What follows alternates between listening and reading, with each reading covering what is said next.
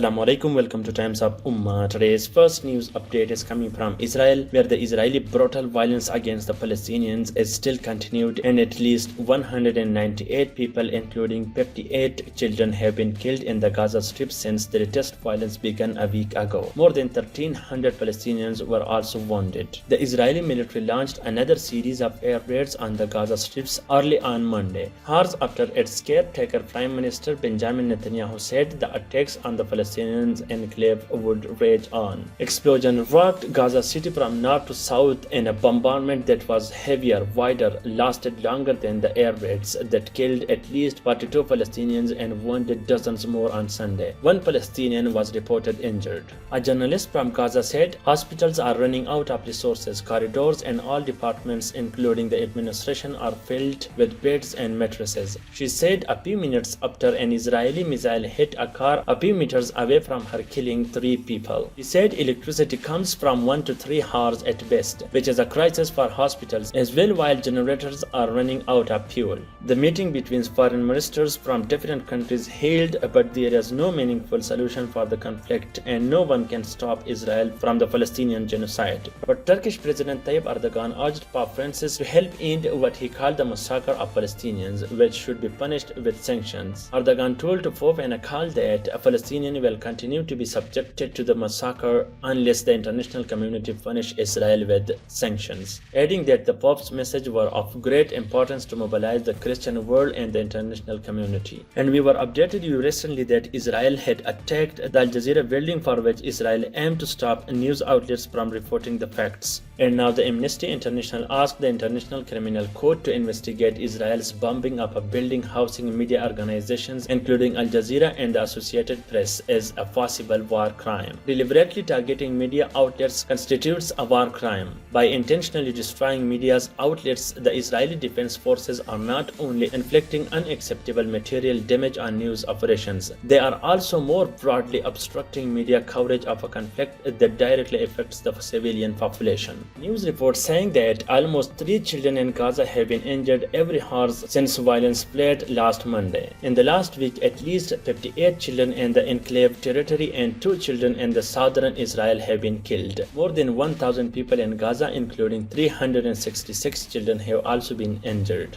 The director of Save the Children has said how many more families need to lose loved ones before the international community take action. Where can children run to when airstrikes rain down on their homes? Their viewers once again put shame on the United States for its double standard for human rights and freedom of speech.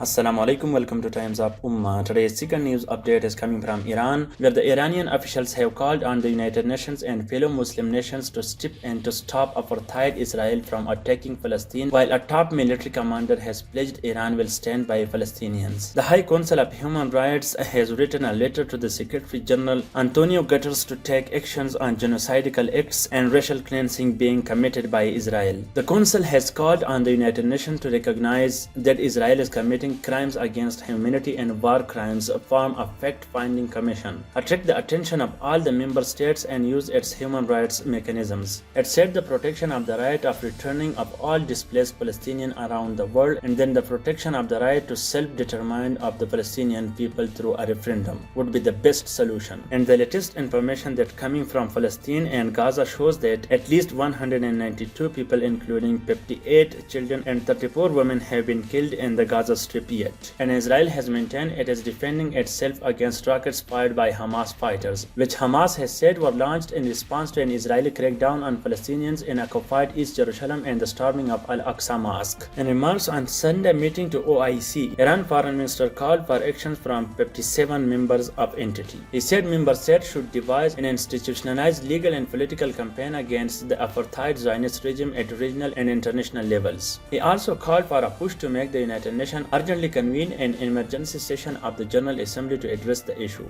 He said we are facing blatant and systemic violation of human rights, humanitarian law and international law, while also calling for a referendum that would inclusive all of Palestinians, including those displaced and living as refugees. Where is the United Nations? Why they don't took serious steps? I don't know. If you know, please tell us in the comments box that why United Nations still slept amid the killings of innocents have still continued. Human rights violations happened. Freedom of speech destroyed as media's outlets, buildings flattened by Israel. And here I also tell you that the Iran's President Hassan Rouhani raised the issue with his Turkish counterpart Recep Tayyip Erdogan in a phone call on Sunday, telling him Iran and Turkey must band together as two major players in the region to urge the United Nations and OIC to fight the crimes of the Zionist regime. Erdogan reportedly told him the international community must offer a strong and deterring response and the Muslim world must act as one of the Palestinian issues.